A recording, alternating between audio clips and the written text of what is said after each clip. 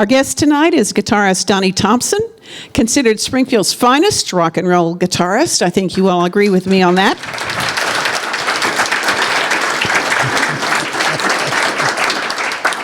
Donnie has worked with almost every great band in the Ozarks, including the Morels, the Skeletons, and the Ozark Mountain Daredevils. He's also played with Brewer and Shipley, Steve Forbert, Jonathan Richmond, Dave Alvin, Sid Straw, Eric Emble, and Robbie Folks. He will be interviewed tonight by Ozark Mountain Daredevils founder, Randle Chowning. Let's make them welcome. Since I'm not really big at speechifying, or I don't really have a program as such. Well, I want to thank Chris and I'm not all done. I'm sorry. I'm supposed to be I wanted to introduce. We went over this once. Here, my lead prosecutor right here is going to help out tonight. How it's been for 55 years. Oh, yeah, we started in high school. And you're still 39. Go ahead. I'm sorry. Plus, yeah. I apologize. Yeah. Sorry. What? That's okay, it? let's go. Let's get this thing going. So, quickly, you were born in Wichita, Kansas. You moved to Kansas City at age 2. Guilty. And you started school there. And in 1961, at age 10, you moved to Springfield. Yeah. And so that does make you 39 years old, right? So, at any rate, Do the math. You got into drums in grade school with pencils, right? Yeah, on a pile of Life magazines. So what happened when you were in the 8th grade then? Your brother? I almost failed math.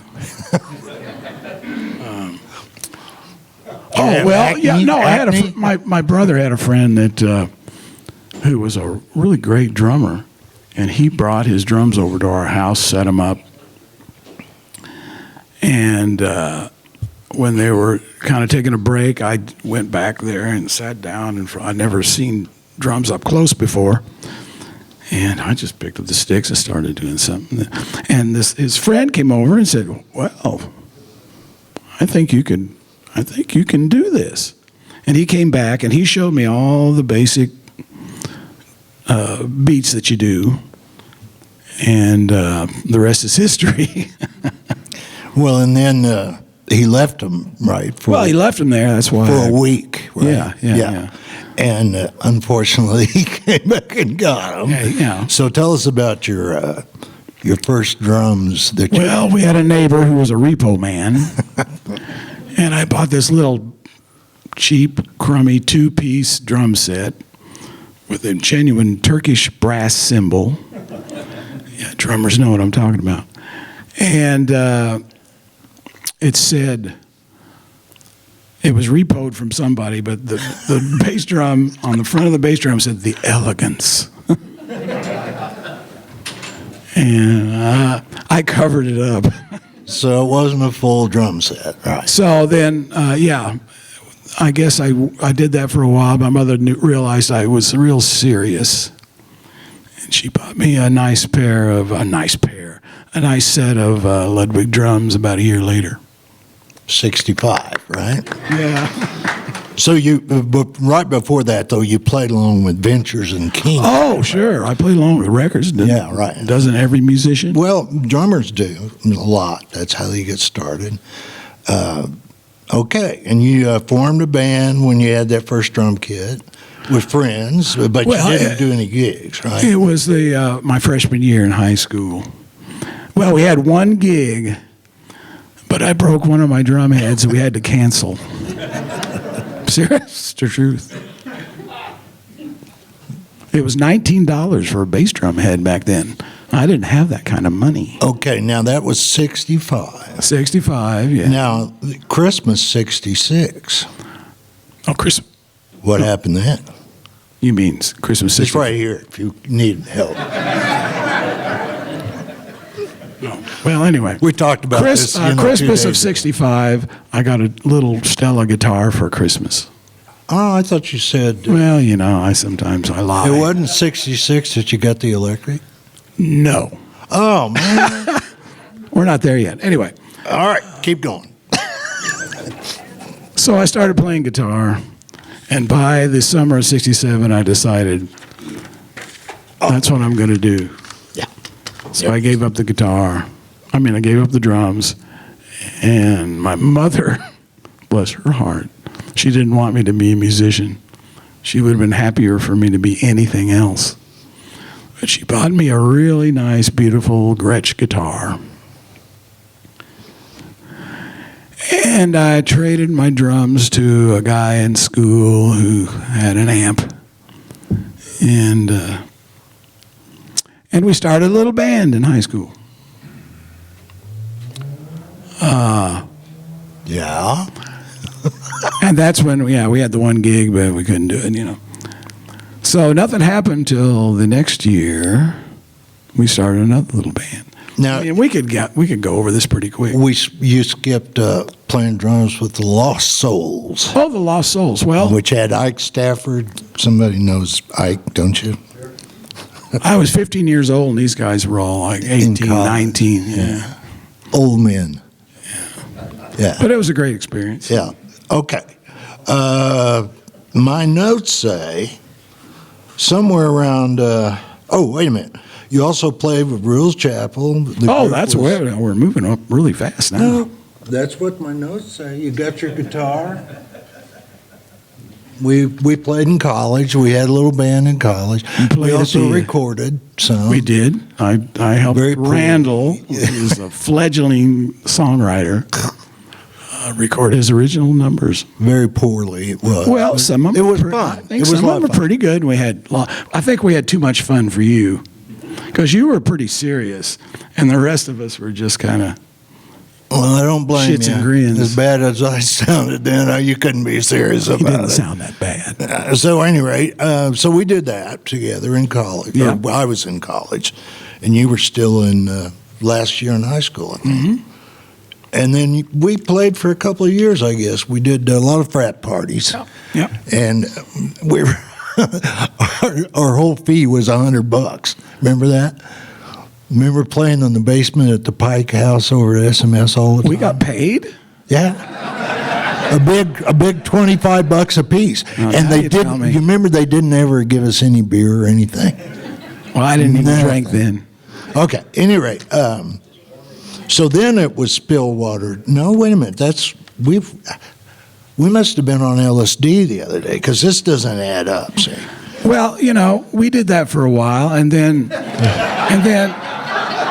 you kind of went off and did some other stuff.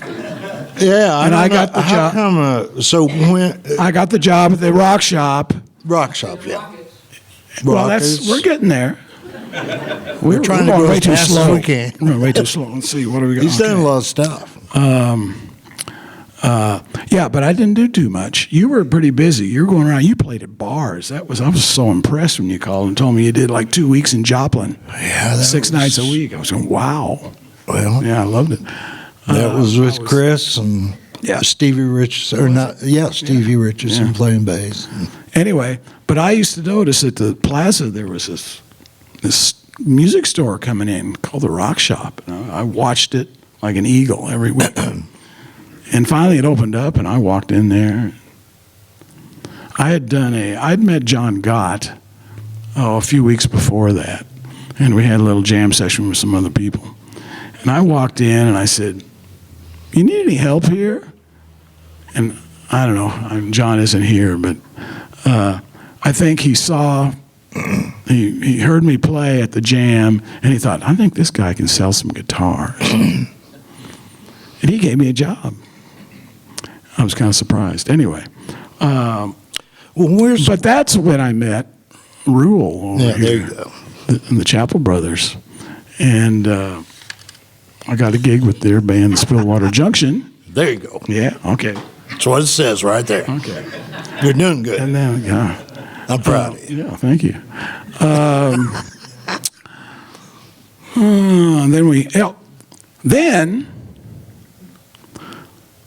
much to Rule's chagrin, I left to play with the Rockets. And that was John Gott and Rusty Robinson and Pat Parnell and Thad Joseph. And that was pretty good. And those guys, right? That's the first band I ever played in that did original material. But while I worked at the Yeah. rock shop, there used to be this tall, skinny guy would come in every now and then. He'd pull an acoustic guitar off the wall, and he'd come in the office there and sit down and just start playing these funny little songs. And I thought, this guy is really entertaining. And that was Lou Whitney. And, okay, don't... I'll cover it. Take a break for a second. Emotional. I'm here to help. I want to help you. No, I thought this was a little bit of juice. Anyway, You went over to he would Lou's. come in, and he was always, they had some gig. They got some gig out in Columbia, and they had this band. It was like Marilee, keyboard, he played bass, and they had a drummer and no guitar player. And he kept bugging me all the time to come up and play guitar. And I thought, oh, I'm doing this thing. It's, it's original material, and it's, it's really important. And, man, it was. But anyway. No, before that, But then you did go over to Lou's a little bit, and and John went over there and played some drums, and you got acquainted and that. Yeah, exactly. And John. I met Lou through John, kind of. And John Gott was dating Lou's stepdaughter. Mm. That's the juice. Okay. That's how Now, it happens. next page, please. Here we go, chapter. We're doing good. We're doing good. I think we're doing great. At any rate, I'm not charged, really. So, that's when you went up to Raleigh, and right after that. The Rockets broke up, and it's like, I need a gig. So I guess I saw Lou, and he said, "You going to come up and play with us?" And I said, yeah, I am. That's where I first played with Lou and Marilee. And That lasted a long time, didn't it? no, well, for me, it was only about a couple of months. They'd been there That's a while. it? Yeah, for me, it was just a couple of months. Seriously, I thought you were up there forever. But the place we were playing, it was kind of a restaurant lounge thing, and they said, "Well, we've had about enough of you guys," and so I was without a job. But guess what? Phone rings one day. It's Randle here. He goes, "Hey, we need somebody to mix sound, Daredevils. You want to do it?" I said, "Sure." It paid $75 a week. Anyway, but I didn't care about the money. Then, anyway. Tell them about the kid, the scrawny kid that came in to, there was the Pub Mobile, was a place in Raleigh, that club. Pub Mobile, what a name. Yeah. That guy. Yeah. Well, You when that gig ended with the Daredevils, I needed a gig. I'm always needing a gig every so often. And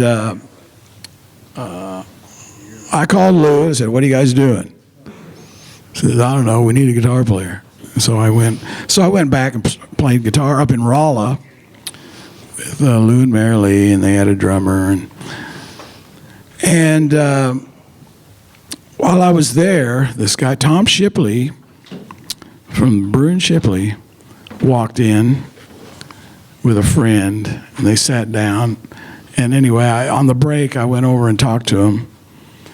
And I'd seen them on TV, and they had a guitar player and a bass player, but they didn't have a drummer. And I've never been that hard-assed about asking for jobs and stuff, but I said, "Man, I've seen you guys play. You need a drummer," and I could do it. And I guess I got a call a few days later that says, "Hey, let's get together. We're thinking about it and using a drummer." So that's how I got the gig with Brew and Shipley. Who was the kid that you put through rock and roll school? This guy right there that came in. Oh, Rongo. Well, Ron Grimp is his name. He graduated from the D. Clinton Thompson Lou Whitney School of Rock. That gig at Raleigh, we had 11 drummers all together. We counted them up one time. It was just a lounge gig, It's like, well, we did some funny stuff, though. I mean, we had to play a few hits, and then we did some other stuff that we enjoyed more. But after we did, but we were doing that. I was doing Burr and Shipley. Those guys were still at Rolla, and but Lou and I had been talking, and we thought, every band we've been in is are bands that play top 40 or whatever it is, or you've been in a band where somebody else is kind of leading it, and let's just do our own band doing stuff that we want to do. And that's what we did. And we got we got Jim Wonderly to be the singer, and we put this band together called The Symptoms. Yeah, let's hear it. Yeah. He didn't bring the record, though. He didn't bring any of his stuff. Well, I don't have any Symptoms records except just the ones I own. Oh, okay. Oh, good. Well, hey, tell a little bit about the road stories from Burr and Shipley. The what? Road stories. Touring with Burr and Shipley. Was that not with them? Oh, I see. Okay. You're doing. This is my brush with greatness. I guess we'll be telling a couple of them stories. People that are kind of well known and stuff, and I remember it. They probably don't. But anyway, that's okay. We were playing out in San Francisco at the Boarding House. It's a famous club in San Francisco. And we were back in the dressing room getting ready to go play. And I was a huge Emmylou Harris fan. And I loved the Hot Band. Because they were really great. And I remember I brought her new album out on the road with us that time, and I was listening to it all the time. And anyway, we're just back in the dressing room getting ready to go, and Clark, our road manager, he came in and said, "Hey, Emmylou and her whole band are out there." Scared me to death. Man, really. And I don't know, I probably didn't relax and play my best. I was a little bummed at the end of the thing. But anyway, I got to meet Emmylou that night, and it wasn't just kind of, "Hi, how you doing?" We hung around in the bar of the place and just visited, and it was really nice. But that's one of my brushes with greatness. I hadn't seen her since. You got over it, right? No. The excitement. No, you didn't. Okay. Yeah, we talked about Symptoms. You guys did a live studio album with a live audience over. Over Clack Tracks. It was called over on the Plaza. So there was several investors. I don't know if there's any of those guys here tonight. I think it's guys. Then put the money in on that album when we made it. Yeah. Then the Skeletons. Yeah, when the Symptoms broke up, I needed a gig. There's this pattern here, and so we always wanted. Of course, we loved Ron, and he did a great job. We always wanted to get Lloyd Hicks to play drums with us. And this time he was home and was free to do it. And we put together the band The Skeletons over about a month's time in January. And if you remember the winter of January of 1979. Was it 79? Yeah. It was real cold. Anyway. But so that's when that band started.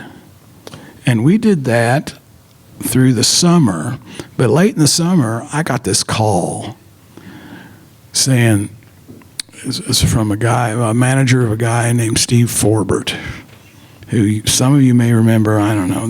Everyone remembers his song, but they don't remember the title of it or his name. But they said he was going to be the new Bob Dylan. New Dylan. He was another new Dylan. He asked Loudon Wainwright III. He wrote a song about it and mentioned him. Right, just a couple hours ago, I brought him up on YouTube. Oh. And what did I see is a live video of you and Lou and Lloyd somewhere, a concert. It's on YouTube. One of the first things that popped up from '79. Well, Isn't there's that crazy? quite a few. But so out there. it was late '70. It was right at the start of '79. Yeah. When the Skeletons got Yeah, together. yeah. Well, I did bring a few live recordings of that, but It's pretty good. yeah, it's not bad. It's fun. Most And, live recordings sound terrible, but he actually did it right. we rehearsed, 2 weeks? Oh, it's more than, well, Was it 3? yeah, it's probably 3 or 4. And then went right into I the don't safari room. oh, on the safari Battlefield room. Road. Oh, yeah. 6 nights a week, 9 to 1. And 5 weeks at a time. And then, do you remember they had the side door right there by the stage? Just like that. So, yeah, it was about like that. And so, every night when we were finished, I don't even know if you even put your guitar away. You just made Lou might have done that. You hit that door so fast, and Lou would go, "Ladies and gentlemen, Donnie Thompson has left the building." No, that was the night when it was the punk era, You and did people that were all the throwing things at time. the band, usually wet napkins or something. You did it more than once, don't lie. Did I really? Oh, you used to bolt for that door. You couldn't get out of there quick enough. Oh, well, anyway. I don't remember it being smoky, but I don't. Well, anyway, I got hit by a beer bottle one time, right in the head. in there? Right in the head, No. and I just put my. That was the end of the end of the show, and out the door. At the safari? It pissed me off for about No, you didn't. 5 minutes. Was it there? Yeah, it was at the. Huh. They were out of control. Yeah, it's We just nuts. got them worked Yeah, up they into were it. so worked up. Okay, let's move on now. Enough of that. Okay. Okay, I was supposed to. Steve Forbert. So we had what? You remember how high that record got? It was called Romeo's Tune. Yeah, Romeo's Tune. It just missed the top 10 by 1. It was number 11. Yeah. At any rate, the media went crazy about him, and Anyway, yeah, I got this call from his manager, and he's needing a band, and Bill Jones, which I know a lot of you know, was working on he was in Nashville doing the sessions for Steve Forbert's second album. And Steve was going, I got to get a guitar player before we go out on the road. And I think Bill isn't here, is he? No. I think he's the one that said, well, I know a guy in Springfield that could probably do it. And they called me up, and I said, well, I'll go down, I'll get the record, and I'll check it out and call you back. And I got the record, and I listened to it, and it's real good. I mean, Steve's really good. It just wasn't what I was looking to do at that time. It just wasn't. Anyway, so I declined the gig. Well, I guess they didn't have anybody else they were looking at, so they did kind of ran an end run around me and offered the gig to the band, to the Skeletons. And I was like, well, they all wanted to do it. oops. So, well, what am I going to do? Pretty clever. I got to go with the group. So we all went. Unfortunately, Nick didn't get to go because they already had this keyboard player that he really wanted to use. Well, if I had still been there, I wouldn't have gone either because Steve plays guitar, so we wouldn't need 2 extra guitars. No. So that. Well, Nick played a lot of stuff, though. Well, so now touring with Forbert, there was a lot of stuff happened in it. Yeah, well, How long did you do that? Well, I did 2 years with Burn Shipley, and when we first started, we were doing a string of gigs with you guys, and we were flying on private planes. Oh, yeah, Mike and all Tony, this, and yeah. they were still on Capitol Records. Yeah, and right. We went out to California, Yeah. and did the Capitol Tower trip, out there, and it's true, they really do. I don't know who sees it, but if you walk in there and you're on Capitol Records, immediately you hear your latest record on the overhead. It actually happens. Anyway, How long were you with Forbert, though? Do you okay. remember that? Well, I was saying they were like. Anyway, they were kind of big, or I don't know what you call them. Mike and Tom? Yeah. Well, They're sure. still, like I say, they were still on. Well, everybody flying knows around. one took over the line. Yeah. And but as by the summer, Capitol had dropped them, even though they just made probably their best record, and we were down to a van, but that's okay. I was used to it. But so I had just been in a band that was commercially just kind of going, declining a bit, and I'm glad. I ended up being glad I took the Forbert gig because I had never been around an act when it was having a hit. Top 10. That was a good experience. I ended up feeling sorry for Steve because he was just pulled every which way.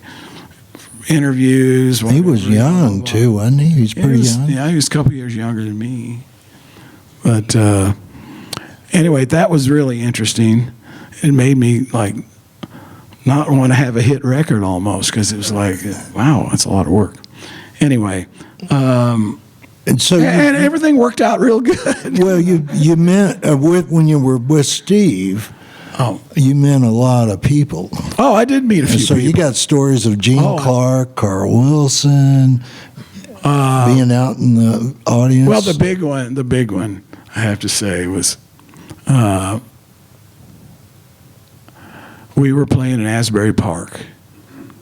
Now, Steve Forbert was on a label called Portrait Records, which was a CBS sub label. So I think I know how this happened. Anyway, we're back we'd played our set, and we're back in the dressing room, and then suddenly standing in the doorway, it's Bruce Springsteen. I know that somebody's manager called as somebody else's manager and said, "Can you go down and see our new boy? It'll kind of give him a little bump or something." And I can't say I know Bruce Springsteen, but it was kind of funny. It was the reverse of the greeting line for the Queen of England, where everybody runs down this line and you shake her hand or whatever. He did he went around the room and he worked it. And he went around and shook everybody's hand and said some. Anyway, he came up to me and he goes, he came up and shook my hand. He goes, hot guitar. That's good. He doesn't remember it, I'm sure, but I remember it. Well, I'm going to set you up for this story, and I don't want to make you nervous now, but we talked about this. Oh, it's another... It's another one when you're on... And so, in Forbert's show, they had a break. I guess he probably did a Bob Dylan thing. Oh, where he took a little break in the middle. He would do an acoustic. He'd do 2 or 3 acoustic Bob songs Dylan in the thing. middle. And so... Randall thinks this is really it's fun. a great I hope story. you You're do. going to love it. I swear you're going to love it.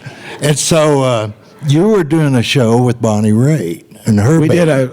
did a string of dates. Okay, there you go. That's even better. And so during the break, in Forbert's set, you had to relieve yourself. I did. And so you went back to the bathroom in this auditorium, and you walked in the Like a bathroom. basketball arena, so we were on Right. I don't know, the men's or the ladies' side. I don't know which. So you take I it from walked the into the moment you I open walked that into the bathroom door. to go take a leak, and there's Bonnie Raitt in there, and she's putting her makeup on, there at the sink in the mirror. And I went, "Oh, I'm sorry." She goes, "I'll go ahead. It doesn't bother me." So I'm standing here taking a leak in front of Bonnie Raitt. She's standing up and putting her makeup on in the mirror, like And she's going, "Well, I couldn't have done that. I am so proud of you. I could not do that." And I didn't freeze up either. You are rock and roll. There's no doubt. Jeez. And so, where was the Kenny Loggins thing? Oh. Was that with Forbert too, or was Yeah, that it was. We did a string of dates with Kenny Loggins too. as a solo, or was it Missy? No. It's a band With Missy? Steve Forbert. No, Steve Forbert. Well, I mean, he who was Loggins? He was solo. With the He had his hit was "This Is It." Or, remember that one? yeah, and And Footloose too. Didn't he do Footloose? Anyway, pardon? Didn't Loggins do Footloose? That was later.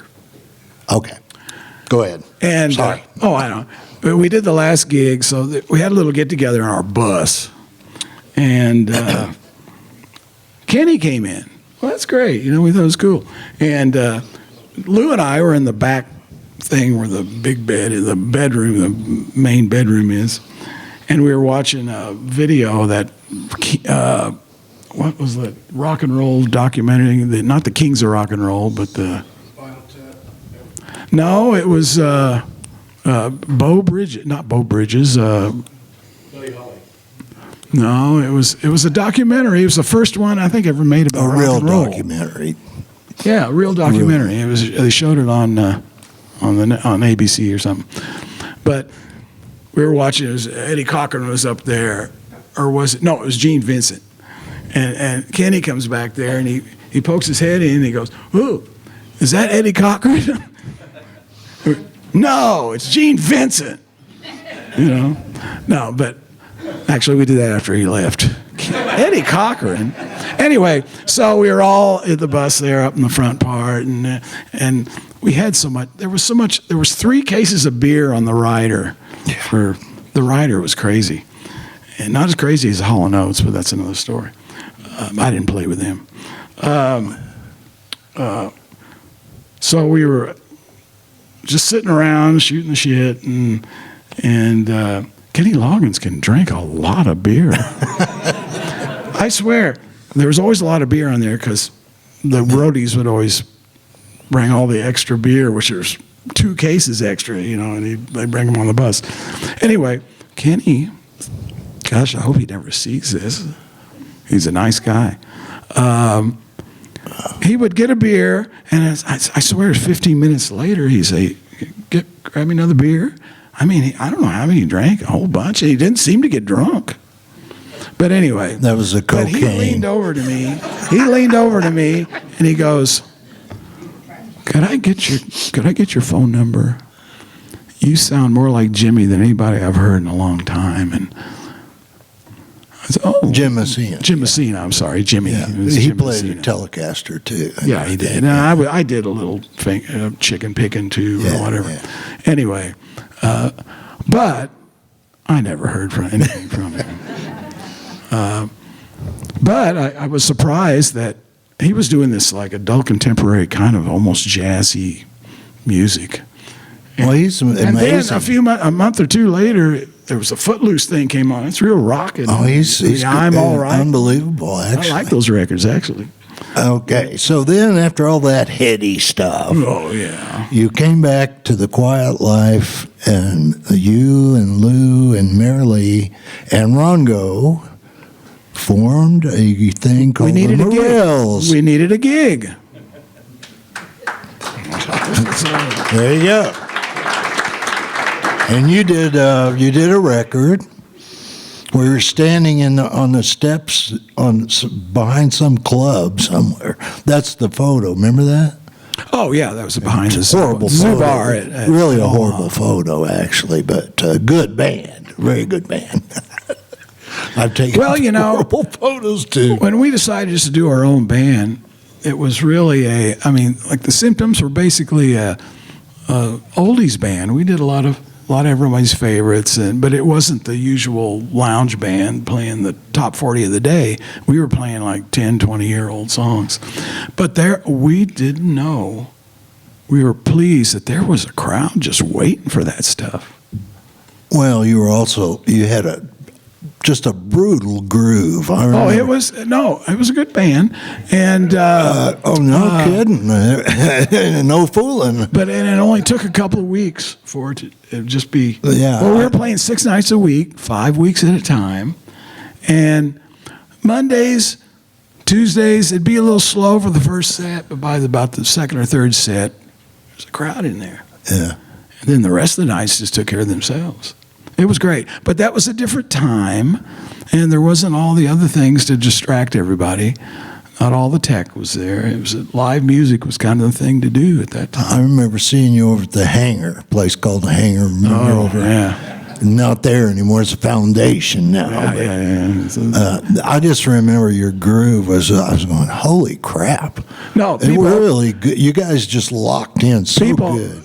When we do that rock and roll, then chinka chinka chinka chinka, they'd go, "Wow, you guys could do that better than anybody." And that was Ron. It really was Ron. Yeah, it was a good period for you guys. And then, well, we all helped a little. Well, and you had more. You were in the studio today. You want to talk about that for a minute? Just a second. Oh, well, I got an opportunity to make a solo album. And, and it's paid for by somebody else. I hope a year from now you clap. Anyway. Yeah, we'll see what happens with that. Well, I don't know any. Of course, I don't know everything that's going on, hardly, but not nearly. But the Hillbenders and you may be the only two local people right now that are getting their recordings paid for by someone else. And that's a big deal anymore.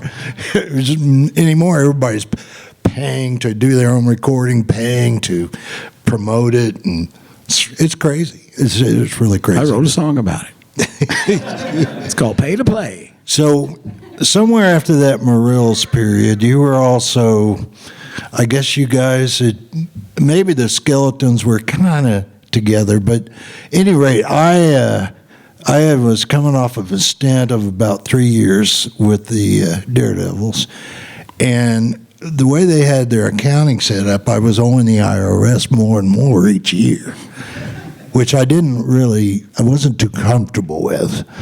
And so I got a job doing sound down in Branson, and I bailed. And before I bailed, we were in a bar in Cleveland. I still got that cassette. Me too. And I had Rick Davison. I said, okay, copy this set. I'm going to give it to Thompson, and I'm going to tell him to call him. Talk about that. So I gave you the cassette of what they were doing at the time, and then you got together with them to talk about that rehearsal. Well, before that, I really needed a gig. Again? And again, yeah, this is oh yeah, we had rehearsal. There was going to be a rehearsal. Tell them about that. Well, we did one song, and then like John says, okay, you'll do, let's go eat.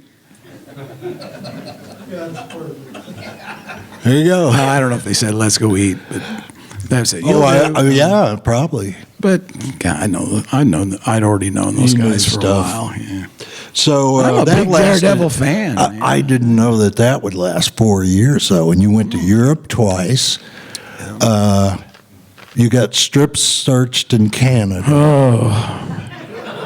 There's nothing like talk about pirouettes with your pants down around two guys sitting at a table in a windowless room. And I had to, the excuse was, but it's cold. Well, think about it. Think about it. No, but tell them what kind of triggered that whole deal. It wasn't just you, was it? No, it was Soup. Soup had somebody had given him some kind of fancy tea, and some of the tea was it spilled down in the bottom of this leather bag he carried around, and they thought it was not tea, and so we got strip search. Oh yeah, we got delayed 3 hours. We barely made it to our gig. They used to be so crazy about that up there. Well. And now it's legal. We got stopped with that was going into Canada with Brew and Shipley. One time we got stopped coming back into New York State from Canada, and they were so sure that they were going to get a big bust. We had to unload everything, and then they went in there and scraped the carpet of the van. Oh man. They claim they found some residue, resin or something, residue of pot. They claimed, I don't know, but they didn't. But I just remember this guy says, he said, remember, we put them away in New York State. How many people have ever gotten high on residue? It's really hard to get coke out of a carpet, I'll tell you that. You want to be real careful with that stuff. So, 4 years. I didn't think you would last that long with Oh, the no, Dares. it 4 was a good years time. with the Dares. Went to Europe twice. Well, Got you know. strip searched in Canada. That shit didn't happen to me. Well, you're not that lucky, I guess. I guess. No I don't kind know, of you fun. know, I enjoyed that gig. Thank you. Well, my pleasure. I enjoyed getting out of it. So, then the Skeletons reform again. Oh my Well, God. we tried to resurrect. Well, you got Kelly Brown, you got Joe Terry. Yeah. And you also played with Dave Alvin, played roots with- rocker guy We played Dave Alvin. that plays a lot, still plays, I guess. He still plays, yeah. Made some records. And No, he's one, Had of, a lot of he's fans. one of America's great songwriters. There He you really go. is. He won a Grammy, a few years ago. So that was Which is funny because he's a great songwriter, but he won a Grammy for Best Modern Folk Record of all covers of classic folk songs of America. That's what he made, this great album called King of California. Look for it sometime. It's a great modern folk record. It should have got a Grammy. Wow. No, they give it to him for didn't know. covers. Maybe you should forget this original material thing. Yeah, well, the money is in the covers, actually. Yeah. Okay, so after that, you played with Brian Capps, you and Lou, and was Rongo playing, or was that Lloyd playing? And don't forget King Clarence. Well, yeah, there you go. There's Yeah. another one. We did, me and Lou did several gigs with King. With the King. Who was playing drums? Was it Lloyd with Brian Capps? It was. I saw you one time. Oh, that's another gig that had several drummers. Okay. Well, and Brian was from Domino Kings. He was from the Domino Kings. And then later you played with the Domino I Kings. did. We're almost getting home here. and About then 12 minutes. and then I called you last fall and I said, "Help." Remember that? No, Last- I called you and offered to help. It was it November? It was probably December, wasn't it? Sure. Oh. And we did. I think we did 8 things, different styles from scratch, didn't we? 8 things? I think we did from thought- scratch. So you played from scratch, You, I'm sorry, You yeah. put extra parts on a lot of stuff. Yeah, yeah. And some of this stuff I'd had laying around for God knows how long, but we did about 8 from scratch, I think. Why not? And you were playing everything. I programmed the drums. I played a little bit of keyboard, and you did all the rest, bass and rhythm stuff, and then I had to- bass. yeah. So 55 years later, we're still doing it. Yeah, Doing the well, same you thing. are. I'm not. No, yes, you yeah. are. You wrote Well- the songs. Anyway, He wrote the songs and he sang them. He did nothing, he says. so we wanted to mention we have a kind of one of our early heroes from Missouri, from West Plains originally. And we saw this band, and Chris had a band that played that day. They used some of their gear out at Springfield Lake, and it was May April '69. 69. Well, it was a nice day for April. And I was just blown away. And, I never, Same here. I haven't recovered. So it's your fault. So Mike is going to come up and talk a little bit about that day. And Donnie was out there. I think I actually played early that day with a friend of mine, Steve Pease, no relation to Dave Pease, but and a drummer friend of mine has a 3-piece, and we were doing cream songs or blues songs or something. But so Mike, would you and then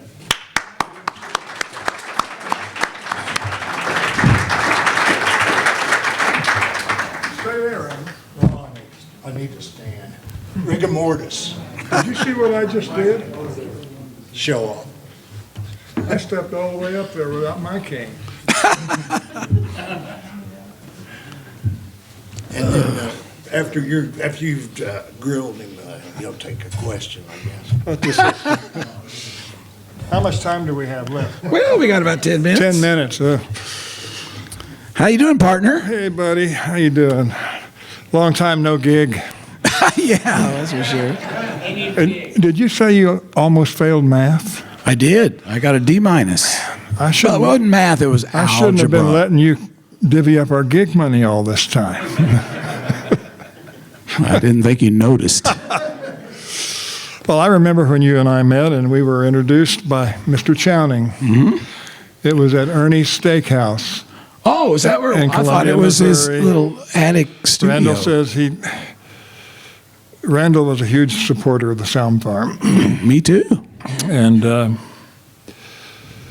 he said he wanted me to meet you. He said you were really good. And of course, I'm young and cocky, and I'm going, yeah, right. Yeah, right. Everybody's really good, you know. Yeah, I see. But once I heard you play, you know, there's a lot of good guitar players or musicians, but there's always a few, the 98th percentile and above, who just have the touch. And you're one of those. Well, thank you. And I'm a fairly accomplished guitar player, but I'm not one of those. It's just the way it is. I don't know. You worked well for me. We had our. Well, let's talk about that day in April of 1969. As I recall, we're talking about a band I formed in late 1967 that was called Sound Farm. And we did all original music. And I think we'd come out from some gig in Kansas to show up at, and we didn't, that gig wasn't even on our schedule, but a couple of guys, Jim Marshall, Jim here, and the late Mike Friedland, they'd taken an interest in us. We were between managers, and they were trying to help us out. And so they convinced us to, instead of going back to Columbia, to come down to Springfield and play this gig at Lake Springfield. I didn't know that. That's great. Yeah, and so we did. And as I recall, I was pretty grumpy that day because you know how it is when you've been out on You the were road. pretty what? Grumpy. Oh, grumpy. Yeah. Oh, okay. What are we doing here? We don't, you know, but anyway, turned out to be a significant. You don't look very grumpy in that movie where you're just kind of sitting on the ground like this. Yeah, well, Just kind of grooving. I was so full of myself, I was about to drown in those days. Well, for good reason, though. You got to do that every Well, tell me about it. As I recall, you said it was a life-changing experience. It was. I'd never seen. That's the best band I'd ever seen up to that point. Actually, and since. It was a great band. You guys played. I had never heard a band play with like dynamics and with. You thought about the arrangements of those things, and I just was not used to that. I just heard dance bands at high school dances and what. How old were you? 17? 17. Well, I was going to turn 18 in 3 months. Yeah. And you're how old now? Let's see. It's 25 after. I'll be 72 in a couple months. Yeah, and I just turned 79. Hey! But, you know, I was a little disappointed that they left our duo out of that list of people you've played with in the blurb, you know. Oh, I don't know. That's what. I know. I named him. It's okay. It's okay. Where you go? But That's why we got you up. Oh, there you are. Donnie and I there have you been go. playing as a duo. We got together in May of 2016 and had no idea what we were going to do. But we could both pick. I had an idea. I had a total idea. Well, you tried to get me to I've tried to join. play duos before, and it's just like it's really difficult because there's just you can't make enough sound. But the way Michael plays, he plays the Travis Chet Atkins thumb pick thing. And and if I'm sitting on that cajon hitting it with giving it a beat. Sounds like a four-piece band. Well, yeah, sounds like more people. How many people came up and said that? What I'm interested in, and I think there's a lot of guitar players here, are people who are related to guitar players. Who were your early and first? Were you always good? I mean, did you get good real quick? No, I wouldn't say real quick. I mean, it's still happening. I'm still trying to get. Can you better remember all the how time. hard it was to play an F chord? Oh yeah, and learning to play a bar chord was a big victory. But you did get good real quick. You just, I don't know, like you had that touch that's indescribable. Well, I don't know. Maybe some people are born with certain proclivities or something. But who were your heroes? I know you're a big fan of James Burton. I know that. That's the first guy I ever saw play, because he used to play on TV all the time with Ricky Nelson, and he was in the Shin Dogs on Shindig, and he played with everybody. I never heard anybody else do that twangy, bluesy thing, telly thing. But But then later on, it was the big three for me as a teenager was Jeff Beck. Yeah, man. Eric Clapton and Jimi Hendrix. Yep. I mean, they were the big three. What about Lonnie Mack? No, not because I just wasn't exposed to it. You like Roy Buchanan? Oh, now that's later, in the '70s. That was a life-changing record. Roy Buchanan turned down the Rolling Stones. That's what I've heard. Really? He said he didn't want to go the way of Brian He was not mentally Capp. prepared to do that. He didn't want to go. He didn't want to go the way of Brian Jones. He wanted to go, so he went the way. But anyway, I've really enjoyed our 7 years together. You bet. Maybe, hopefully, your hand will start feeling better. Yeah. We D. Clinton Cochran is what we call ourselves, Cochran and Thompson, and we want to get back at it while we're both still above ground. So I'm honored to have been called up here. I don't know exactly.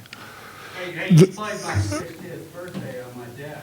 Yes. We did. How's your dad? Yeah, you were there. Yeah. He's doing okay. I really love your daddy. Yeah. Hey, maybe we should open up questions from the crowd. No? I have a question. Oh. I have a question. Just a minute. Yeah. My question is, hi Donnie. Hi, Katie. Hi, Katie. You know your song Potbelly? Yeah. What a song. Oh, well, What I want to hear is how that evolved from the first time you thought about it until it came out on a record. I can tell you. All right.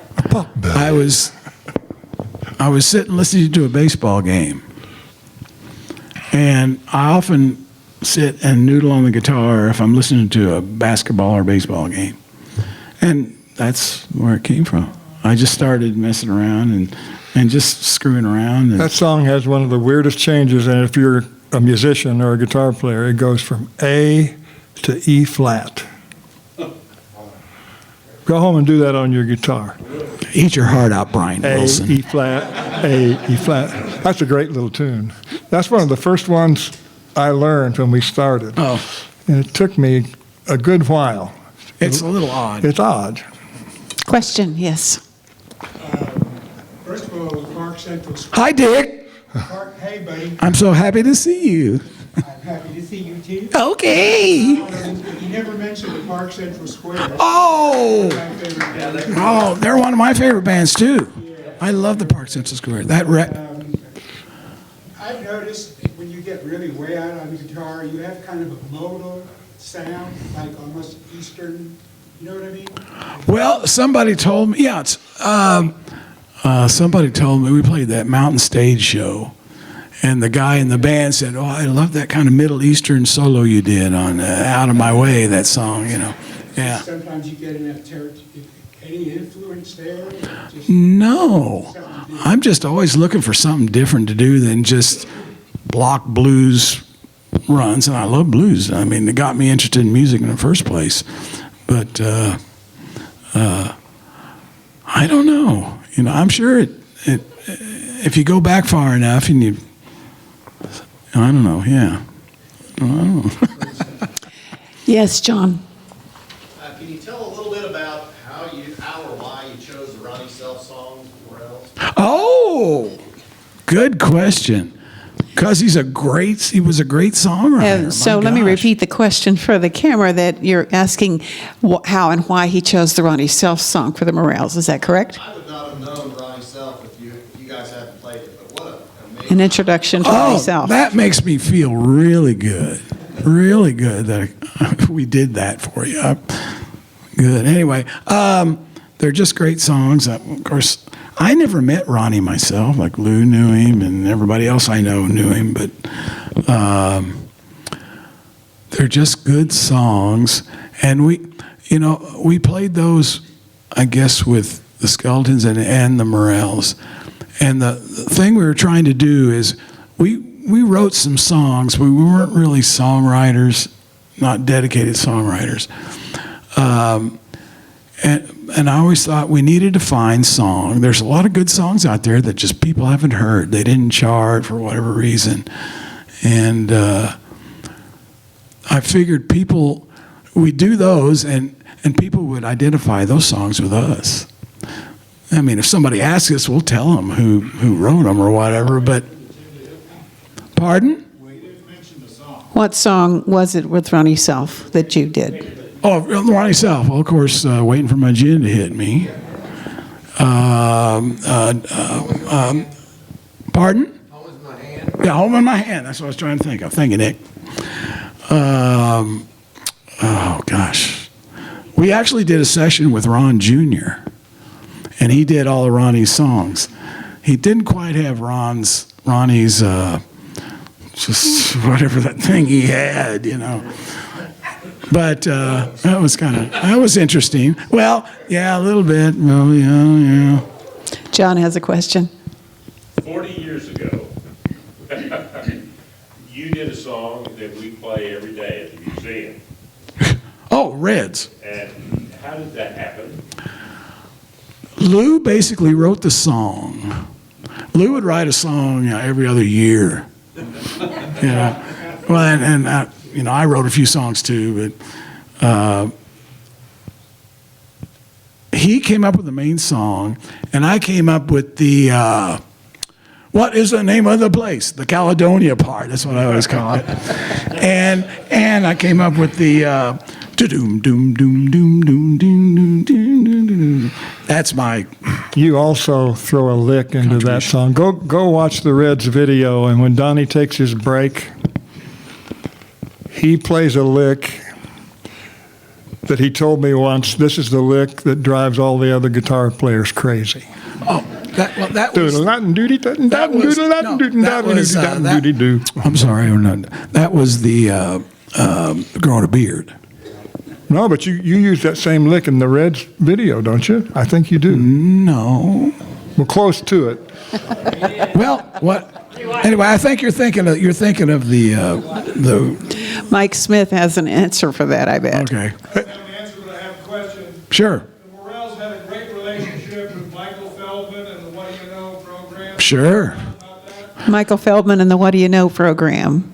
Yeah, I was honored to be asked to play for their last show, which is good and bad, He's an amazing. They flew you to New York for that, didn't they? No, I drove all the way up there to Madison. Well, I had to make some other stops and visit some people, I thought they but flew you up there. That was something else. yeah. More than one show there. Oh, we did about 7, I think. Yeah. I don't know. Michael liked us. It's like it was always great to do. One thing I hated about it is you have to be there at like 8 o'clock in the morning. Because then you do your sound check at 8:30 or something for the airtime at 10. Nick has a question. All right, Chris, I just wanted to say that, for the past 50 years, anybody asks me who my favorite guitar player is, I've always said Donnie Thompson. Amen. Oh, Amen. yes. Woo! I think that will. I appreciate that, I Nick. first played with him in the fall of '73 with Wayne Carson, did some shows. And then I played with him in the Skeletons. And it was so much fun to play with, you know, Donnie and Lloyd and Lou.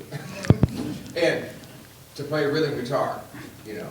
And Well, you did more than that. wherever I played, you know, Dr. Spiel or wherever, you know. But anyway, it was always so fun just to play, just to watch him, you know, 15 feet away from me. And it was just always so exciting. And one of the most people talk about is solo, but he's an amazing rhythm player. That's really more important. That's right, and nobody knows that except you.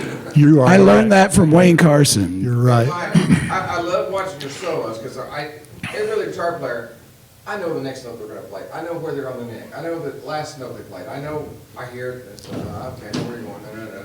But Donnie takes off a solo, I'm lost. I'm sorry. Boy. Middle Eastern notes, I mean, you know, that wicked things. But what I love is at the end of your solos, while most guys are messing with their pedals, before they get back in the rhythm, you're on the downbeat of that rhythm, bang, right back in the groove. It's I don't know what does that. I can think of nobody better than Nick Sibley to end us tonight. We could go on forever on this. This is fabulous. Thank you. Thank you, Donnie Thompson, Michael Cochran, Randle Chowning.